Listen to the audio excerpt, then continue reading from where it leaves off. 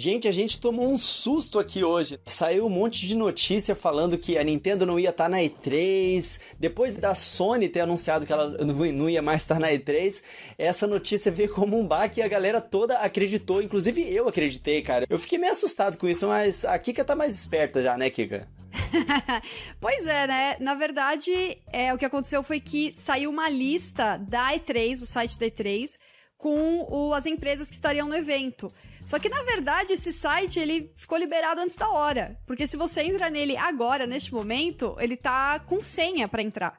Então, na verdade, aquela lista não deveria ter ficado pública no momento que ficou. Então, assim, eu acho que a gente tem que evitar o pânico e esperar a lista de verdade sair oficialmente, pública de verdade pra todo mundo, pra ir entrar em pânico se a Nintendo vai ou não estar na E3, né? Eu acho que foi um erro do estagiário. O estagiário esqueceu de pôr a senha.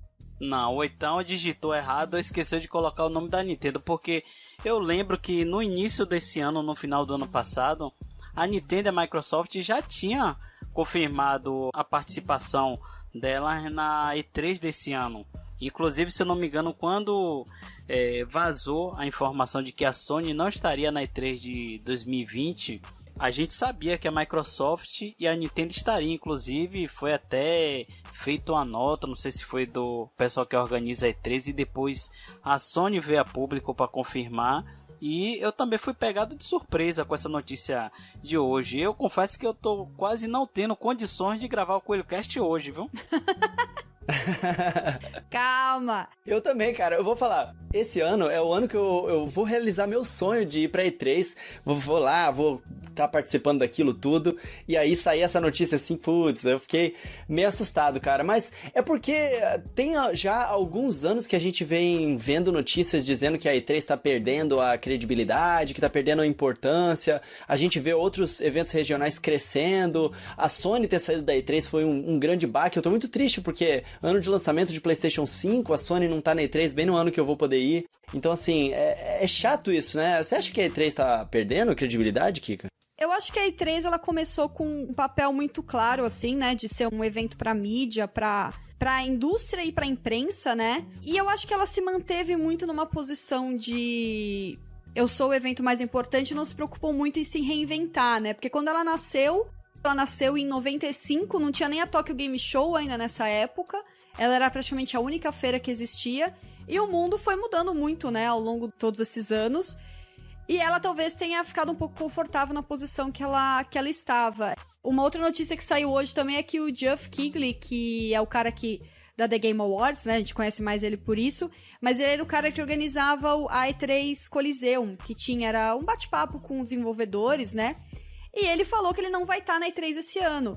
E pelo tom da declaração dele, parece que foi divergência criativa, dele não acreditar mais no evento. Então, assim, aos poucos a gente vai vendo que o problema talvez não esteja mesmo com a Sony, né, de ter ficado fora da E3, mas realmente tem algo muito errado acontecendo dentro da E3. Esse ano eles falaram que querem mudar um pouco, né, o evento, fazer uma coisa mais voltada para o público. Mas não sei se ela vai ficar num meio termo um pouco estranho, assim. Com certeza ela tá em um momento muito delicado. E acho que a C3 vai ser um momento de decisão pra eles, assim, pra entender que papel eles têm hoje. Eu fico triste em saber que a E3 está perdendo sua relevância, vendo algumas empresas como a Sony, que sempre participou de todas as edições, não ir. Eu também fiquei triste na época quando soube que a Nintendo não iria fazer mais conferência de palco.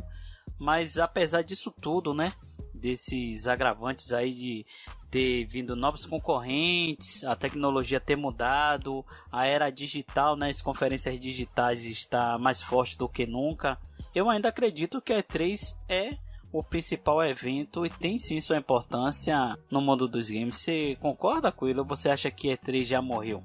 Não, eu concordo, assim, eu acho que ela tá num período de transição, sim, igual a Kika falou. Eu acho muito esquisito esse negócio dela tá sendo, cada ano a ano, voltando um pouco mais pra público, né? No primeiro ano que eles fizeram isso, eles abriram pra público, o ingresso era super caro, ainda diga-se de passagem, né? Só que era super limitado também. No segundo ano eles liberaram um pouco mais de ingresso, parece que esse ano ainda vai liberar mais ingresso, e cada vez fica um pouco mais complicado dos jornalistas, das pessoas que estão andando ali dentro, ficar um espaço confortável, né? Porque quando você entra por exemplo, na E3, somente espaço para jornalistas não tem muito assédio, né? Hoje em dia, com o público misturado, acaba, tipo, que os executivos das empresas que são muito famosos, eles têm que se resguardar um pouquinho, eles não podem ficar, sejam eles vindo em conferências da Sony, da Microsoft ou de outras empresas mais concentradas ali naquele mesmo espaço. Eu acho, eu não sei. Mas isso aí fica para um assunto mais longo de outro dia. Então, vambora, Barrizeira? Simbora. Vamos! Eu sou o Barril.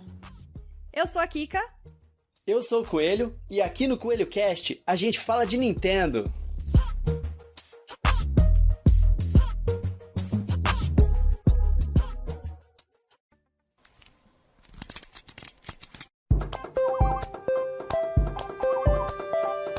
Coelho Cast, o podcast do canal Coelho no Japão.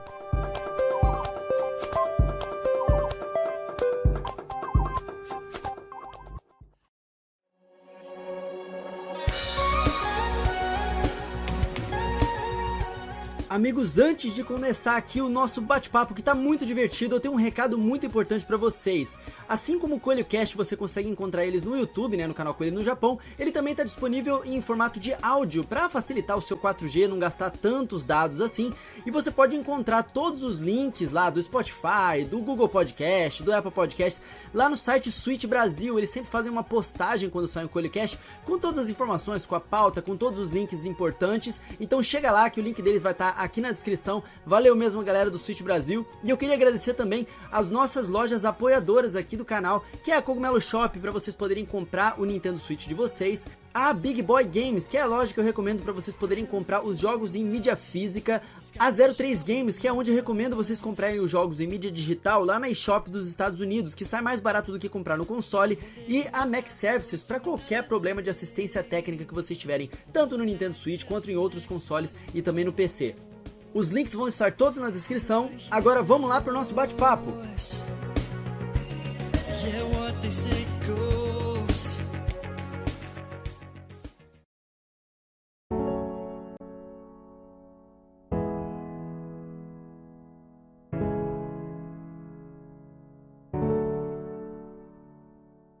Olá, meus queridos amigos e amigas, sejam muito bem-vindos à edição número 28 aqui do Coelho Cast, que eu acho que já está se tornando o maior podcast Nintendo do Brasil. Muito obrigado a todos vocês, queridos ouvintes aqui que passam aqui toda semana. E essa semana em especial, pessoal, a gente tem uma convidada muito especial. É claro que vocês já conhecem a Kika, ela era apresentadora do Voxel, então muitos de vocês já deviam acompanhar o trabalho dela há bastante tempo, e agora ela tem as suas produções próprias, né, Kika? Se apresenta um pouquinho aí pro pessoal. Sim, e aí, pessoal, tudo bom? Aqui é a Kika. Como o Coelho falou, eu, nos últimos 2 anos e meio, fui apresentadora, que não sabe falar, lá do Voxel, e agora eu voltei a produzir conteúdo no meu próprio canal. Vocês me encontram como... se você colocar Kika no YouTube, você vai me achar. E acho que o Coelho vai pôr link em algum lugar, né, Coelho? É, claro, vou deixar tudo na descrição bonitinho pro pessoal poder te achar. Inclusive, eu queria convidar o pessoal para conhecer o seu podcast, porque eu fiz uma participação lá na semana passada, então você já fala que em quais agregadores eles podem achar depois para procurar. Sim, então eu tenho um podcast semanal falando de notícias, porque o que eu mais fiz na minha vida de vídeo, de YouTube, de Voxel, foi falar de notícias. Então eu tenho esse podcast para falar das notícias semanais mais quentes, né? E ele é transmitido ao vivo pela Twitch, toda quinta-feira às 8h30 da noite. E depois disso vai para agregadores de podcast, tá no Spotify, no Google Podcasts, Apple Podcast, Castbox, acho que tá em praticamente todos. Todos que você procurar você encontra, e você encontra ele como Press Any Key, que é o nome do podcast. Que era o antigo nome do meu canal, que foi reciclado e virou o nome do podcast. E o Coelho participou do 2º episódio. É isso aí, Kika. Você tá arrebentando aí, tá muito legal a sua produção de conteúdo. E hoje a gente vai falar aqui juntamente com o nosso querido amigo Barrilzeira sobre a Nintendo e os seus consoles de mesa, uma retrospectiva aí de tudo que teve de mais importante que aconteceu e a nostalgia que deixou na gente, que até hoje é tão importante pra nossa indústria. Barrilzeira, você tava fazendo uma conta matemática aí pra saber há quanto tempo atrás que lançou o Nintendinho. Ele nasceu junto com você, cara? Quase. Não vamos entregar nossas idades, viu? Sei que deve ser a mais nova aqui da turma, mas o Nintendinho ele tem aproximadamente 36 anos. Ele nasceu em 83 e eu acho importante a gente começar o nosso bate-papo falando dele, apesar de ele existir algumas controvérsias de que ele foi o primeiro console da Nintendo ou não foi, mas eu acho importante a gente começar falando sobre ele porque ele foi se não o principal e o mais importante console que a Nintendo já inventou hoje, devido ao Crash dos anos 80. E que eu queria saber de você é o seguinte, você que não teve esse jogo aí, esse videogame na verdade, na época que ele foi lançado, acho que nem o Coelho também, eu tive só nos anos 90, mas o que é que você tem a falar sobre o Nintendinho? Eu sei que no Brasil ele teve várias edições Piratex, eu tive o Turbo Game, você não teve, mas jogou muito na casa de terceiros, né, de amigos. Sim, minha vizinha tinha o NES, Nintendinho, e se eu não me engano, eu acho que ela tinha o original, na verdade. Eu acho que não era a versão pirata, não, pelo que eu me lembro do controle, assim, na minha memória lá, quando, sei lá, eu tinha 4 anos quando eu jogava o Nintendinho. E eu acho muito louco desse console, porque, na verdade, todo mundo devia agradecer muito a Nintendo pela existência dele, porque, como você falou, ele foi muito responsável por tirar a imagem ruim que os videogames tinham depois do Crash, né? Porque eu acho que a Nintendo entendeu muito bem o que deu de errado com o primeiro ciclo de desenvolvimento, né, que foi no Atari, e ela soube não só vender o produto de uma forma correta, que apagasse aquela imagem ruim, mas ela também teve políticas que asseguraram que aquilo não acontecesse de novo, né, que era o caso de jogos de third party, que foi o grande problema do Crash, né, todo mundo queria uma fatia da indústria e começou a fazer um monte de jogo porcaria, basicamente. Aí as lojas ficaram cheias de jogo porcaria, Isso tirou um pouco a confiança do público nos videogames e videogame virou sinônimo de porcaria, de coisa ruim. E a Nintendo, com o NES, ela conseguiu mudar conseguiu mudar muito essa ideia negativa que as pessoas tinham de games. Pois é, realmente, assim, os videogames naquela época, tanto no Japão quanto nos Estados Unidos, apesar de mercados muito diferentes, eles eram bastante associados, assim, a bares, esse tipo de coisa, né? Quando os videogames começaram a entrar na casa das pessoas, realmente foi uma coisa super legal de trazer aquilo, né, que tava lá fora pra dentro de casa. E como você falou, tinha tanta porcaria que o pessoal parou de gastar dinheiro, porque você chegava, comprava um jogo, não tinha controle de qualidade, levava pra casa, ele era um jogo que você não conseguia aproveitar nada, tipo o jogo do ET, né, que é famoso por ter sido uma grande leva dele, sido enterrada e jogada fora, né, as pessoas acabaram perdendo mesmo a confiança em um produto que ainda estava se provando no mercado, né, ele não tinha ainda se provado, ele tinha se provado fora da casa das pessoas, mas ainda não dentro, né. Barriozeira, como você falou, a Nintendo, através do Nintendinho, ela se consolidou no mercado dentro da casa das pessoas, né? Porque antes disso ela já tinha o Donkey Kong, né? A ideia toda da Nintendo fazer um videogame para casa é que ela queria trazer o Donkey Kong e os outros jogos para dentro, né, do ambiente ali familiar. Tanto que o primeiro nome do console era o Famicom, né? Que é a abreviação de Family Computer, né? Computador de família, que era lá no Japão, era esse mercado lá no Japão. E a Nintendo logo conseguiu sucesso através do Famicom. Só que no Nintendinho, ela fez um pouco diferente, porque o Nintendinho, do jeito que a gente conhece, ele é a versão americana, né? E ele começou a ser vendido na casa das pessoas, não como um videogame, mas como um brinquedo, né, cara? No início dos anos 80, a indústria do mundo dos games, de modo geral, estava manchada, estava praticamente falida, né? E a Nintendo meio que sacou isso e ela quis lançar o videogame, só que com um nome diferente, com uma proposta diferente. O Nintendinho, ele vendeu assim oficialmente cerca de 62 milhões de unidades. Mas como eu falei no início aqui do cast, teve muitas versões pirata, principalmente aqui no Brasil, Turbo Game, Dynavision. Eu chuto e eu acredito que ele tenha vendido aí aproximadamente 80 a 90 milhões, se não mais, porque naquela época era difícil contabilizar a quantidade de videogame pirata. E mesmo com esses dados oficiais aí da Nintendo, que é 62 milhões de unidades, para os anos 80, para aquela época onde a gente tinha uma indústria de videogame que estava praticamente falida e manchada, era muita coisa, né não, Kika? Com certeza, e não só pra aquela época. Hoje em dia, ele ainda é o segundo videogame mais vendido da Nintendo, de mesa, né? Console de mesa, ele ainda é o segundo. Então, até pros números mais recentes, ele ainda vendeu muito. É um número absurdo.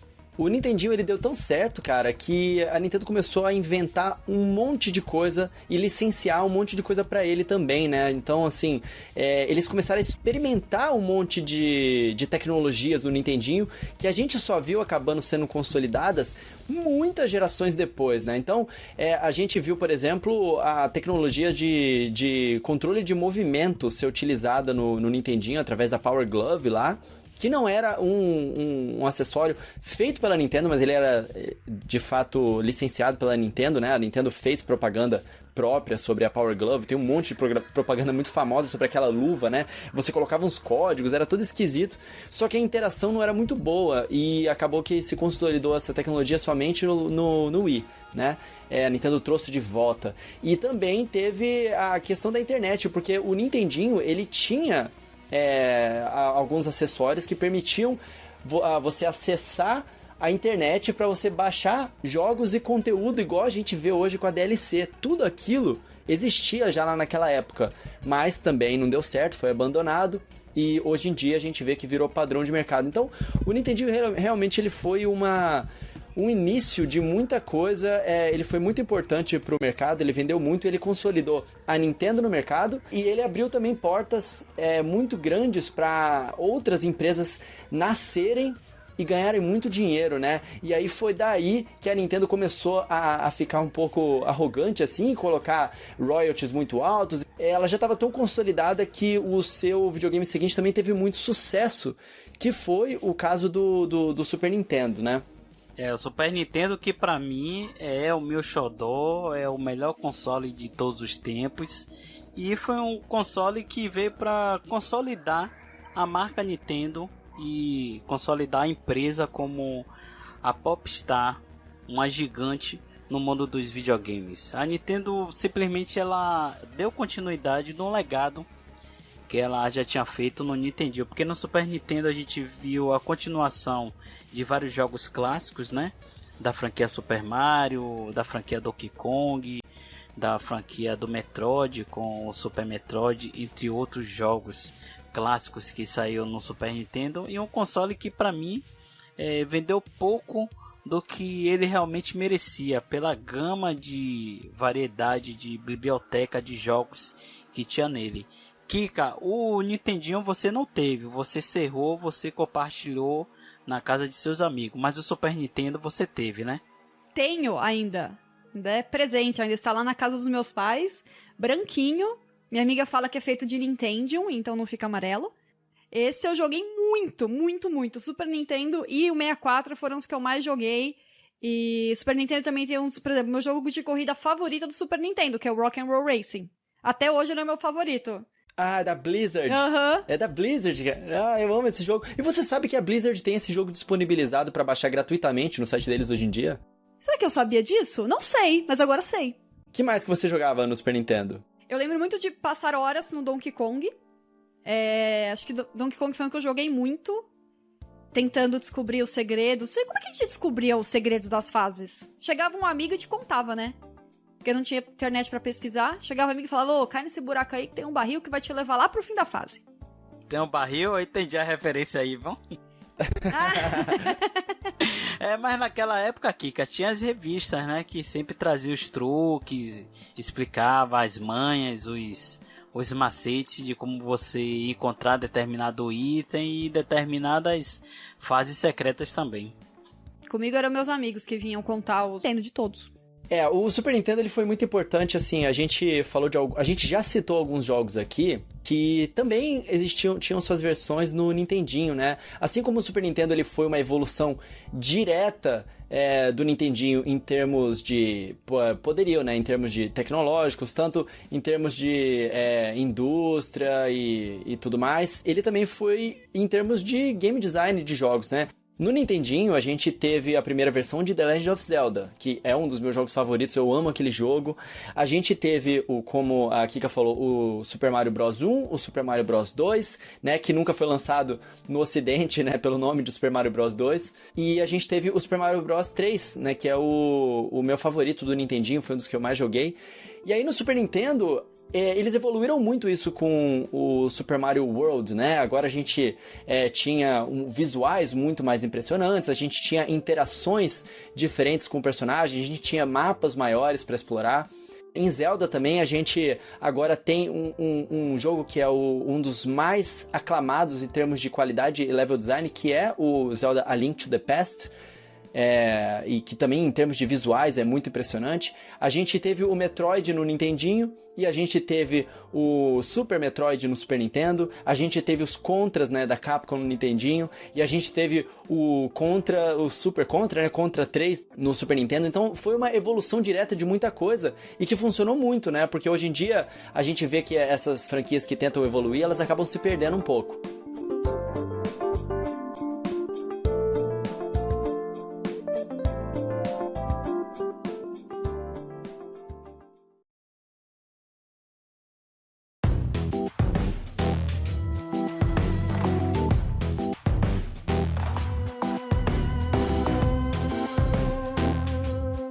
Agora, Coelho, avançando um pouco aí no tempo, a gente tem 2 videogames aqui que podem até ser considerados ovelha negra da Nintendo pelo fato de não ter vendido muito, né? Que é o Nintendo 64 e o GameCube, mas foram consoles que tinham muito potencial na época, que trouxe muitas inovações na época e que trouxe vários jogos clássicos que até hoje é considerado aí no top entre os melhores jogos de todos os tempos, diga-se de passagem, Ocarina of Time. Kika, na sua opinião, por que o Nintendo 64, você não acha que o fato de ele ter vendido menos de 40 milhões de unidades, o fato de ele ter tido um leve atraso no seu lançamento e ter vindo também um grande concorrente que foi o PlayStation, você não acha que menos de 40 milhões de unidades foi poucas unidades vendidas para um videogame que trouxe tanta inovação e trouxe alguns dos melhores jogos de todos os tempos?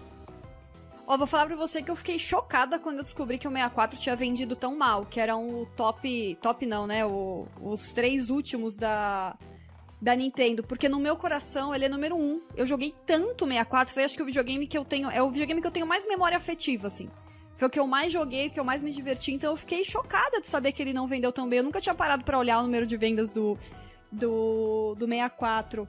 Eu acredito que naquela época foi o ano que a concorrência mudou, né, da Nintendo. Entrou o PlayStation na jogada, os outros consoles migraram pra CD, ela optou por ficar com os cartuchos, e cartucho tinha menos espaço do que CD. Então, muitas empresas começaram a migrar pra concorrência. A franquia Final Fantasy, né, que a Nintendo perdeu nessa geração. E também eu fiquei surpresa com o número de jogos que teve pro 64, que foi pouquíssimo. Foi cerca de 380 jogos lançados contra mais de 1.000 pro PlayStation. Então, acho que aí fica bem claro por que não vendeu tanto, né? O videogame teve poucos jogos. Provavelmente porque as desenvolvedoras preferiram fazer pra concorrência do que pra própria Nintendo.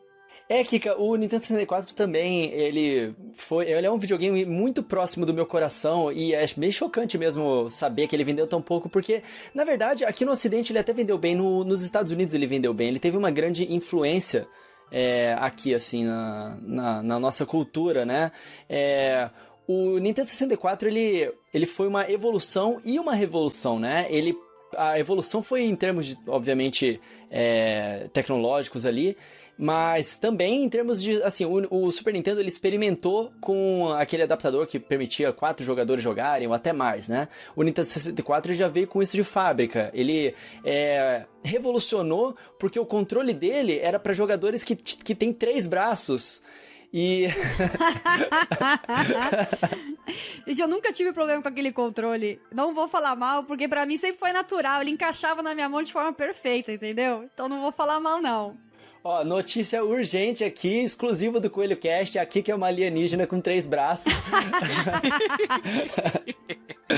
Ai, cara, mas aquele controle do 64, apesar de esquisitão, ele realmente revolucionou mesmo com aquele analógico que a gente já tinha alguns jogos de plataforma 3D, e o Nintendo 64, ele simplesmente revolucionou a forma de você controlar esses jogos 3D, né? Ele colocou o analógico ali, o Super Mario 64, através do design dele, ensinou como é que deveria ser feito jogos em 3D, tanto em controle de câmera, quanto em interação com o cenário e tudo mais. O que veio em seguida foi uma revolução em termos visuais, né? Que até então todos os jogos eram bem quadradinhos, o Nintendo 64 todo lindão, né? Quadradinho. E aí veio o GameCube, né, nessa geração, juntamente com os outros consoles, arredondando as arestas e evoluindo sem revolucionar, mas evoluindo assim o mercado e dando muitas possibilidades de inteligência artificial e novas interações através do poderio.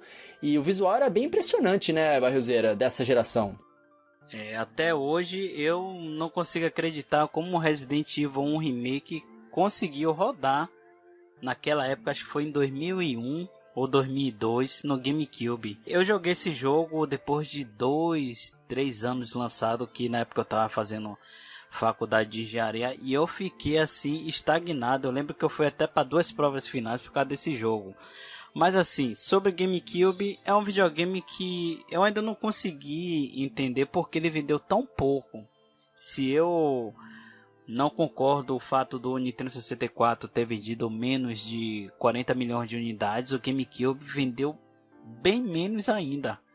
Quer dizer, era um videogame que tinha jogos exclusivos bons, jogos exclusivos de third parties bons, como as franquias Resident Evil 1 Remake, o 0, tinha um Metal Gear exclusivo, se eu não me engano acho que era um remake, tinha um Silent Hill, tinha os Final Fantasy. Era um videogame que tinha tudo, porém eu acho que o efeito colateral chamado PlayStation 2, ele acabou meio que refletindo no GameCube. Você também tem essa percepção, Kika?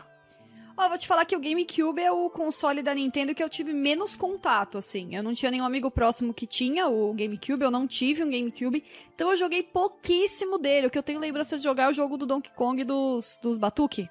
Como é que é o nome do jogo? Eu não lembro. Ah, é Donkey Konga. Donkey Konga. Esse mesmo, é que eu tenho mais lembrança de ter jogado no GameCube. Acho que eu nunca joguei um jogo mais profundo, assim, no console. Mas como você falou, né? O coitado tá na competição com o console mais vendido da história, né? Eu não sei se o Play 4 passou. Não passou. É o Play 2 ainda, né? Então ele é um dos videogames mais vendidos da história. Então, o coitado tava numa situação difícil, né? Assim como o Xbox também, né? Os dois estavam com uma competição um pouco complicada contra o Play 2. Eu sei que ele também optou por usar uma mídia diferentona do que os outros estavam usando na época, né? O Play 2 e o Xbox usavam um CD, e ele optou por usar aquele Optical Disc, o CDzinho pequeno. Não sei se isso pesou na venda, assim. Tem gente que fala que pesou, que o console acabava podendo ser usado apenas pra jogo e não tinha outras funções como tocar DVD e tocar música, mas eu não sei o quanto se isso pode ter pesado tanto assim para as vendas dele terem sido baixas. A questão de DVD pode até ter sido uma influência muito grande, porque foi a época que os DVDs estavam em alta. Eu lembro que naquela época eu li uma notícia na revista que no Japão era mais barato você comprar um PlayStation 2 do que um aparelho de DVD. Então possa ser que isso tenha influenciado. E outra coisa que possa ser que tenha influenciado é que a Nintendo já vinha de uma imagem negativa do Nintendo 64. Porque o Nintendo 64 tinha vendido mal, não tinha jogos de third party. Foi um videogame que lançou atrasado, se eu não me engano, teve 2 anos de adiamento e vendeu mal, né? Então acho que isso acabou meio que influenciando um pouco e segregando aquele público que era fiel da Nintendo. Pois é, cara, assim, se a gente olha pelo lado do mercado e se a gente olha de fora, né, olhando a demografia de pessoas que fugiram da Nintendo nessa época, a gente entende essa negatividade que a gente tá falando. Mas se a gente pega por dentro de quem esteve lá, eu acho que a maioria de quem tá ouvindo aqui esse podcast são pessoas que são mais próximas da Nintendo, então acompanharam o Nintendo 64 e também o GameCube. Eles são videogames muito charmosos, cara. O GameCube, cara, ele é tão maravilhoso, ele é um dos meus videogames favoritos, cara, porque a biblioteca dele era tão boa, como você falou aí no início, e ele é um dos videogames que eu mais tenho jogos pra ele. Então eu aproveitei muito o meu GameCube, assim, era numa época que eu conseguia comprar os jogos, então eu tava morando fora, então eu tinha muito mais acesso, né? No Brasil era menos ainda. Então eu tive muito acesso a uma variedade muito grande de jogos no GameCube, eu jogava com os amigos, e o GameCube, ele é o primeiro videogame que a Nintendo tentou fazer ele ficar portátil, né? Porque ela colocou aquela alcinha atrás, que você pode segurar ele, né? E carregar ele pra cima e pra baixo, e levar ele pros lugares. E apesar de ser meio bobo, eu achava tão bonitinho isso, e realmente era fácil de você levar ele pra cima e pra baixo por causa disso. Você botava ele na mão, os cabos na outra e ia embora. E ele tentou fazer uma coisa diferente também com os Game Boys, né? Era uma época tão forte pros Game Boy Advance ali, o Game Boy Advance SP. Muita gente tinha isso no exterior. Então, pra quem tinha o GameCube, era muito legal você ter essa interação, né? Tinha o Zelda Four Swords Adventures, que é um jogo excelente no GameCube. É tipo um A Link to the Past multiplayer, assim, ele é diferente do Four Swords Adventures no Game Boy, né? Ele é realmente muito bom e muito bem trabalhado, ele tem uns efeitos visuais muito legais. E se você jogava no Game Boy, tipo, em multiplayer, quando o Link entrava numa caverna, você via a imagem daquela caverna no seu Game Boy, enquanto as outras pessoas estavam, tipo, no plano de cima. Tinha o Final Fantasy Crystal Chronicles, que também utilizava o multiplayer através do Game Boy, com várias... cada jogador com uma tela separada. Tinha um jogo que depois virou uma febre nos arcades do mundo inteiro, né? Esse conceito que o Miyamoto criou junto com a Bandai Namco, do Pac-Man Versus, que era super legal no GameCube, e ele acabou retornando esse mesmo conceito no Wii U, né, através daquele minigamezinho do Luigi's Mansion no Wii U. Então, assim, é uma pena que o GameCube tenha vendido pouco, assim, que poucas pessoas tenham aproveitado, cara. E ele foi um videogame que a Nintendo tentou evoluir um pouquinho, né, o online, porque você conseguia... Eu joguei o Phantasy Star Online, episódio 1 e 2 online, era super legal jogar esse jogo com a galera. Então, assim, em termos de vendas, a Nintendo ela não ia conseguir se manter no mercado se ela continuasse nessa curva negativa, né? E foi por isso que eles resolveram dar uma reviravolta no mercado e lançar o Nintendo Wii, que esse sim, talvez tenha sido a maior revolução do mercado do mercado de consoles, né? Desde que ele se estabilizou lá no Nintendinho, não foi, Barrozeira? Foi o Nintendo Wii que vendeu mais de 100 milhões de unidades. Ele trouxe a Nintendo de novo às holofotes, né? Principalmente com aquele controle totalmente inovador. E eu, quando vi pela primeira vez, eu fiquei estarrecido. A gente que é das antigas, né? Começou a jogar no Super Nintendo, no Nintendinho. A gente tá acostumado a ver o controle e jogar o controle de videogame do modo que ele sempre foi. Quando a Nintendo mostra um controle remoto e diz a você vai jogar agora desse jeito, isso dá um nó no seu cérebro. Agora sim, o Nintendo Wii, apesar de ele ter vendido 100 milhões de unidades e dele ter sido um fenômeno, um sucesso na sua época, ele foi um console, Coelho, que teve muitos erros, alguns erros cruciais, principalmente, que levaram à sua morte muito precoce. O quê? Ah, não. Aí a gente vai entrar num fight de UFC aqui, cara, porque esse videogame recebe jogo até hoje. Calma que eu vou explicar. Na época que eu comprei o Wii, ele já estava praticamente morto, que foi em 2010. Então, assim, ele teve problema durante o seu início, com a falta de videogame no estoque, uma coisa que a gente não tá tendo problema com o Nintendo Switch, graças a Deus, obrigado Nintendo. E teve problema assim a partir de 2010 acabou os jogos de peso para ele e o videogame simplesmente morreu, apesar do sucesso, apesar de ter dado muito lucro à Nintendo, apesar de ter colocado o Nintendo novamente aos holofotes. Sobre o Nintendo Wii eu tenho essa percepção. E você, Kika? Na verdade, eu fiquei bem surpresa quando eu recebi a pauta. Vou dar spoiler de bastidor, que eu recebi a pauta que falava que o Nintendo Wii não deixou legado, né? E eu fiquei, caramba, como assim não deixou legado? É tipo um puta marco, assim, esse lance de movimento que ele apresentou, ditou, assim, o que a Sony e a Microsoft tentaram fazer de diferente depois com o Sonic PS Move, né? Sonic, ó, tô doida. PS Move e o Kinetic, né? Depois eu fui tentar, falei, caramba, por que não deixou legado? Que história é essa? Eu fui tentar entender, né? E muita gente diz que o Wii atraiu muito público pela inovação, justamente por ser diferente. O pessoal falou, nossa, a gente vai jogar de uma forma que a gente nunca mais jogou. Mas no momento que essa euforia passou, não sobrou muita coisa pro console, né? A euforia de ser o que atraiu foi ser o novo, não ser o Nintendo Wii. E quando o novo não era mais tão novo, não sobrou muita gente jogando, produzindo pra ele, não sobrou muita gente jogando o console. Por isso que ele vendeu tanto e, pelo que vocês falaram, não deixou legado. Então, eu fiquei surpresa de ter feito essa descoberta. Você nunca tinha parado pra pensar no Wii dessa forma, porque pra mim ele tinha sido um sucesso. Pô, vendeu mais de 100 milhões de unidades, né? Sucesso, mas tem aí o outro lado da história, né? Cara, o Wii, ele tem uma biblioteca maravilhosa. Ele é um videogame que ele ganhou essa fama que o Barriozeiro tá falando, de não ter deixado um legado, de ter morrido mais cedo. É porque ele tinha realmente um volume muito grande de coisa muito tosca, de jogo de party game, etc. Mas se você olhar de perto, cara, eu tenho uma coleção gigantesca. Se eu falei que o GameCube é o videogame que eu tenho, é o segundo videogame que eu tenho mais jogos, o Wii é o videogame que eu tenho mais jogos, cara. E a biblioteca dele é realmente muito rica e diferenciada, assim. Tem vários jogos que foram muito bons e muito experimentais, trazendo uma coisa completamente diferente pro mercado, que foi muito legal nessa época a gente conseguir testar umas coisas completamente fora da caixa, né? Kika, qual foi a sua impressão, assim, na época do lançamento do Wii, né? Que era um momento muito diferente na indústria. Como é que foi sua impressão a primeira vez que você pegou naquele controle e foi jogar? Olha, eu lembro que quando o Wii saiu, eu lembro de ter uma sensação, pra mim, assim, de... Nossa, a Nintendo voltou, sabe, assim? Mesmo porque eu não tive o GameCube, então, pra mim, era como se a Nintendo tivesse ficado no hiato, assim, de alguns anos desde o 64, né? E eu lembro que era uma experiência tão diferente, e eu acho que eles criaram jogos que... eu sei que muita gente discorda, mas eu acho sim que eles criaram jogos que usavam muito bem o controle de movimento, mesmo que fosse pra um viés mais divertido.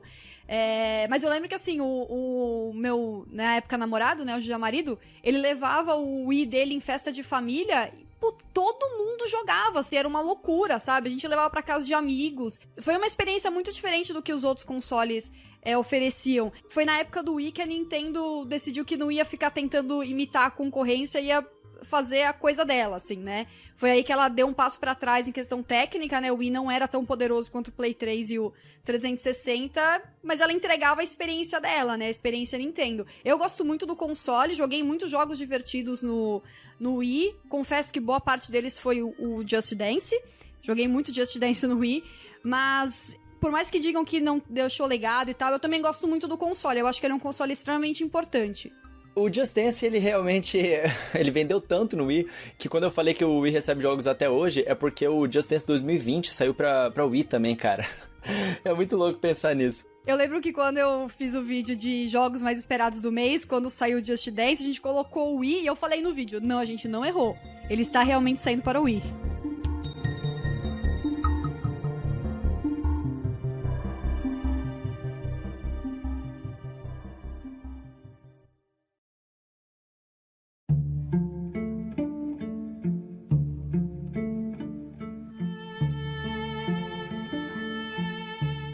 A gente entra agora na era do Wii U, cara. A Sony, depois do sucesso do PlayStation 1, ela simplesmente colocou um 2 no nome na frente do console. O PlayStation 2, ela evoluiu tudo que tinha dado certo e o console 2 fez muito sucesso, mais ainda do que o primeiro. A Nintendo tentou replicar isso no Wii U, né? O sucesso do Wii foi tão grande que ela falou, não, eu preciso usar essa marca de novo. Agora eu não sou só Wii, né? Que o Wii é tipo nós em inglês. Agora é nós e você também. Wii U. Só que aí deu tudo errado, cara. E ninguém entendeu que ele era o próximo videogame da Nintendo. Acharam que aquela tablet é só mais um acessório pro Nintendo Wii. O marketing da Nintendo foi todo bagunçado. E aí sim, a Nintendo ela saiu do pico pra tancar direto pro fundo, né? Em termos de vendas, né, Kika? Pois é. Tudo que ela foi cirúrgica na forma de anunciar o NES lá nos anos 80... ela foi totalmente o oposto com o Wii U. Foi uma confusão, como você falou. Ninguém entendia o que era o Wii U. Claro que a gente que curte mais games, entende mais, se aprofunda mais no assunto, a gente entendeu. Mas o público em geral, até a mídia que não era especializada, não entendeu o que era o Wii U. A galera achava que era um acessório. Porque além de ter chamado de Wii U, ele era igual e só tinha o tablet a mais, né? Então, assim, é compreensível que as pessoas ficaram confusas, né? Porque eles não mudaram nada, só acrescentaram tablet e uma letra no nome. Realmente foi bem confuso. Eu lembro que na época, quando eu vi o anúncio do Wii U ao vivo entre aspas, né? Eu lembro que eu tava no site da UOL e não tinha vídeo, eu só tinha subindo nos comentários e os jornalistas que estavam lá no evento na E3 estava falando, né, o que estava acontecendo. E quando eu vi o Wii U, eu não entendi bem se era um acessório do Wii, ficou bastante confuso. Agora, olha que coisa engraçada, eu vou fazer agora o papel do advogado do diabo. Eu que critiquei o Wii, falando algumas coisas que eu não tinha gostado, que a Nintendo tinha errado. No Wii U, a Nintendo fez ao contrário, pelo menos em termos de jogos first party, na minha opinião, é claro. Se o Wii U ele foi um fracasso comercial, o Wii U teve os melhores jogos da 8ª geração, que é essa atual geração, né? Se a gente for colocar ali o PS4 e o Xbox One, porque eles meio que coexistiram na mesma época. Você pega Mario Kart 8, Smash Bros, Bayonetta 2, Zelda Breath of the Wild, que a gente não pode esquecer que é um jogo que foi produzido, originalmente falando, no Wii U, e ele é um jogo do Wii U e teve um port aí um port definitivo, vamos assim dizer, pro Switch. Mas infelizmente, apesar de ter uma biblioteca assim em termos de jogos exclusivos excelente, o Wii U foi uma latragem de Medellín, né, não, Coelhote? Cara, e assim, eu amo o Wii U, assim, eu joguei, cara, os jogos, a qualidade era realmente muito grande, e o Wii U, ele é o único console da Nintendo que você consegue jogar todos os consoles da Nintendo, né, exceto os jogos do Switch, né, porque ele tem o Wii dentro dele, ele tem o Virtual Console, tudo bem, o GameCube você não consegue jogar, mas você consegue jogar todos os jogos do Wii, você conseguia jogar até jogos de Game Boy e de DS também no Wii U, porque saíram alguns jogos através do Virtual Console, né, você virava a tablet ali, e aí aparecia as duas telas, né, metade em cima e metade embaixo na própria tablet do Wii U. E assim, se você fosse hacker, você até conseguia jogar jogos de GameCube sim, porque existiam hacks pra isso, né? O Wii U também, assim como ele, era bem fácil de ser hackeado. Ele é um videogame muito histórico pra isso, porque ele também teve o melhor sistema operacional que a Nintendo já fez, e a Nintendo ela tentou uma ideia nova de criar uma própria rede social dentro do videogame, né? Inclusive, o browser de internet do Wii U, ele é reconhecido como o melhor browser de internet já feito para qualquer console. Ele era rápido, ele tinha suporte HTML5, então tinham jogos que você podia entrar em um site e jogar diretamente no Wii U de graça ali.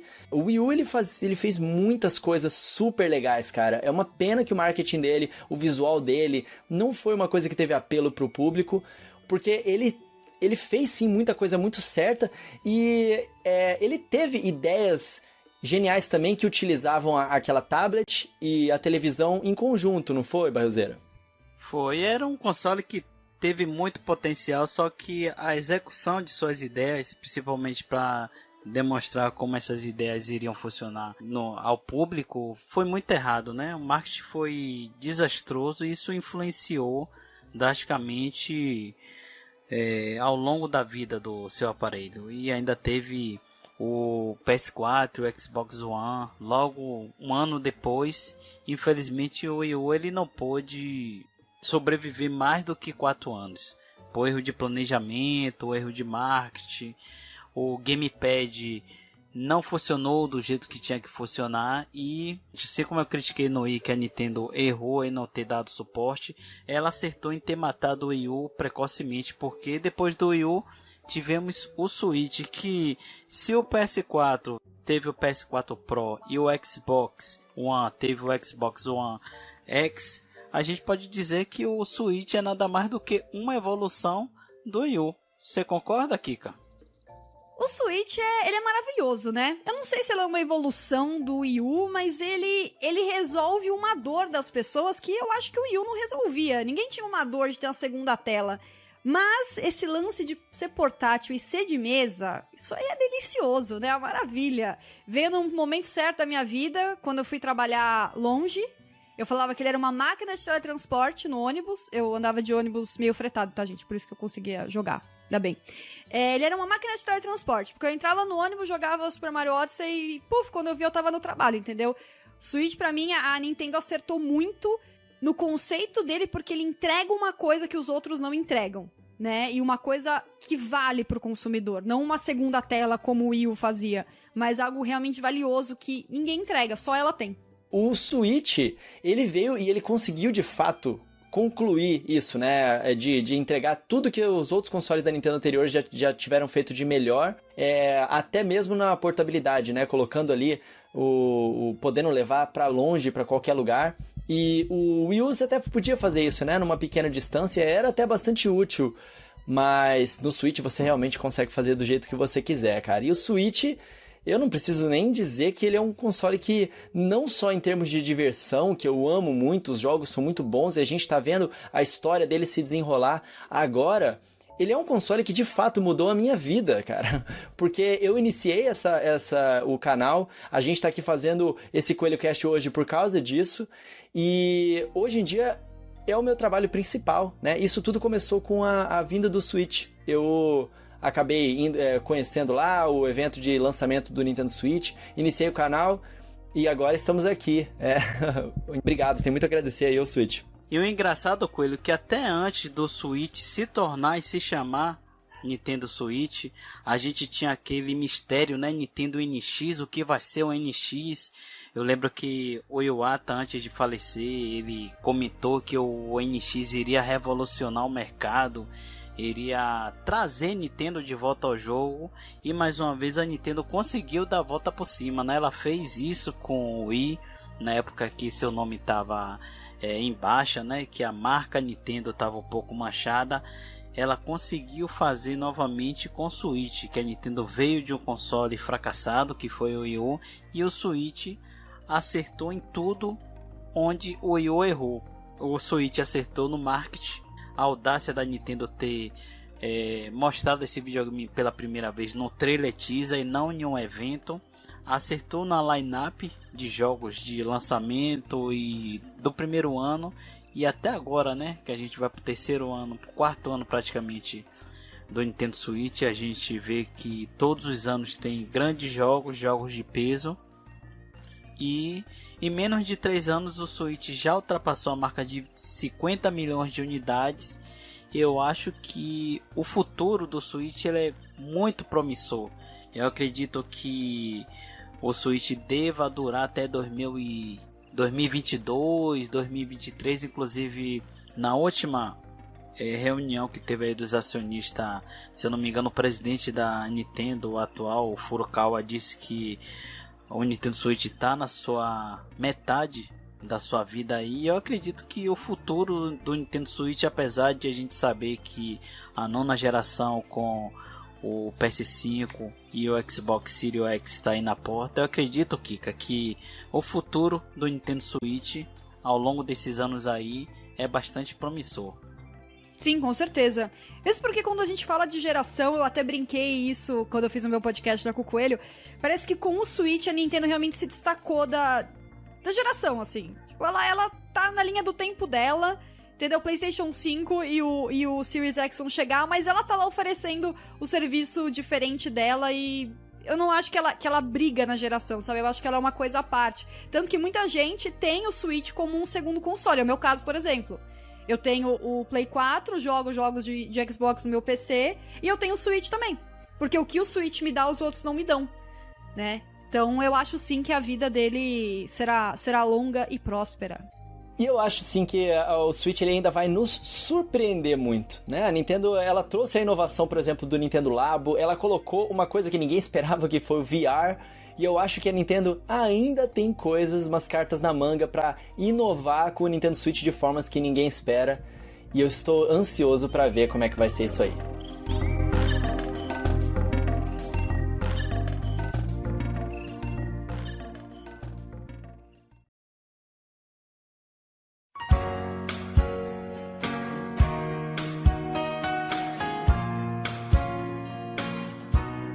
Então é isso, meus queridos amigos e amigas. Essa foi a timeline aí dos consoles de mesa da Nintendo. caramba, tem muita coisa que a gente gostaria de falar sobre cada um deles, e claro que cada um desses consoles dá mais do que um cast inteiramente se a gente for falar sobre todos os detalhes, né? E é muita paixão, e eu tô muito feliz que a Kika tava aqui com a gente, a participação dela foi super legal, e realmente eu acho que vocês tinham que conhecer a nova produção de conteúdo dela. Então, Kika, faz o seu jabá aí, diz pro pessoal onde é que eles podem te encontrar também nas redes sociais. Meninos, muito obrigada pelo convite, foi super legal participar. E nas redes sociais vocês me encontram como Super Kikachu em todas elas. No Twitter, no Instagram e na Twitch. Facebook eu não uso, então fica só nessas mesmo. Tô todo dia falando um monte de bobagem lá no Twitter, então se você quiser ouvir as minhas bobagens, é só me seguir lá no Twitter. E o canal, o Coelho vai botar o link na descrição, que é mais fácil, mas visitem, vem lá meu conteúdo, que eu tô tentando fazer umas coisas bem legais pra vocês. É isso aí, também tivemos aqui o nosso querido Barrilzeira, idealizador daqui do Coelho Cast, é ele que monta as pautas, é ele que faz a edição, ele é que manda tudo, então eu tenho muito a agradecer. E se você gosta bastante do Coelho Cast também, é culpa do Barrilzeira disso tudo tá aqui existindo até hoje. Então, Barrilzeira, por favor. É sempre bom, Coelho, e é sempre um prazer poder gravar aqui uma edição nova do Coelho Cast. Essa edição é mais do que especial, tivemos aqui a participação da Kika, que foi mais do que uma convidada, a gente trocou várias ideias aqui no bate-papo formal, e durante o cast também a gente se divertiu bastante. Espero que essa tenha sido a primeira vez de outras participações dela aqui no Coelho Cast, que é sempre bom ter uma voz feminina no cast, né, Coelho? Ah, com certeza, e vamos ter mais, já temos umas convidadas tão boas quanto a Kika aqui pra acrescentar na nossa discussão aqui, cara. Então eu agradeço a Kika por ter aceitado o nosso convite, eu espero que ela tenha curtido o nosso bate-papo, eu também espero que a galera tenha escutado até o final, e quero agradecer também a ótima audiência que o Coelho Cast vem tendo, né? O Coelho Cast, que é um dos maiores podcasts aí de Nintendo do Brasil, a gente tá bem próximo de chegar à marca de 200 mil visualizações somente no YouTube, e a gente só tem a agradecer a vocês. Então, muito obrigado, Coelho, muito obrigado, Kika, e valeu toda a galera que ouviu até agora. É isso aí, gente. Me encontrem lá também, lá no Facebook, no grupo Barrilzeira, tá eu, tá o Diego, é o grupo do Caio. Ele tem esse nome, mas é uma homenagem aí, e é uma brincadeira com esse apelido aí lá da Bahia. E é atualmente o único grupo de Facebook que eu realmente interajo bastante, então chega lá, o link vai estar na descrição. E também chega lá no Discord, cara, o maior Discord da Nintendo no Brasil, já é um dos maiores Discords do mundo. A comunidade é super legal, a moderação lá, o pessoal que toma conta lá é fera demais, então tenho muito a agradecer a eles. Muito obrigado a todos vocês que ouviram aqui até agora. A gente se vê no próximo Coelho Cast. Um tapa na pata do coelho pra dar sorte e valeu!